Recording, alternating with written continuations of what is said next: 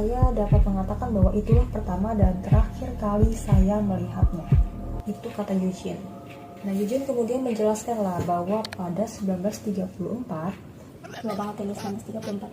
3 tahun setelah kematian Bill Beatty, Eugene saat itu sedang membantu Sarah itu istrinya Bill ya, untuk mencari gelang yang hilang. Namun tiba-tiba sosok seorang pria muncul sebentar di balkon rumah, di balkon kastil. Nah, Sarah pun berteriak bahwa itu Bill Beatty. Ada sesosok pria yang berdiri di sana, namun saya tidak bisa melihatnya secara baik atau dengan baik. Ia hilang begitu saja dan ini sangat menakutkan. Saya sangat takut dan tidak mau lagi pergi ke balkon itu.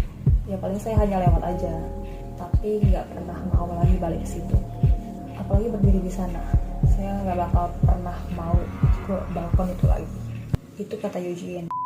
Nah, mendengar kesaksian si Eugene ini, Carol pun menyimpulkan bahwa sosok hantu Bill Beatty masih punya masalah yang belum terselesaikan. Mungkin jadinya makin penasaran kali ya.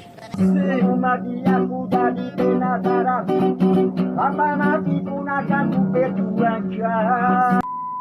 Nah, Carol pun akhirnya menanggapi pernyataan Eugene terkait kejadian aneh yang ia alami di kastil itu. Iya sih, saat saya sendirian di dapur juga roti yang ada di meja itu tiba-tiba jatuh. Kan gak mungkin roti itu jatuh sendiri dong.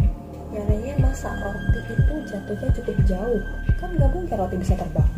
Jadi saya pikir pasti ada yang memindahkannya. Gak ada orang lain selain saya di sana. Dan gak ada binatang apapun juga, daun pun gak ada.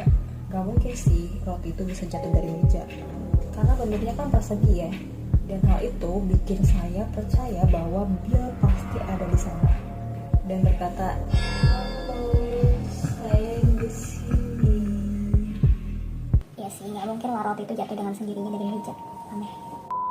Nah, kejadian-kejadian aneh yang mereka alami ini pun akhirnya mereka konsultasikan ke ahli supranatural gitulah. Dan Carol akhirnya mengundang Dr. Michaelin Mayer, seorang parapsikolog terkenal di sana, untuk mengunjungi kastil mereka. Dan setibanya di sana, Mayer pun dan asistennya langsung melakukan serangkaian tes untuk aktivitas paranormal activity gitu. Lalu si Mayer ini mengatakan bahwa instrumen fisik kami tidak dapat mendeteksi sesuatu yang tidak biasa. Namun dalam kasus khusus ini, banyaknya laporan menambah bukti dalam kasus tersebut. Salah satu saksi kami dalam kasus ini, yakni seorang saksi yang sangat kredibel, seorang profesional dengan status tertentu, melaporkan bahwa ia melihat di jalan masuk di depan kastil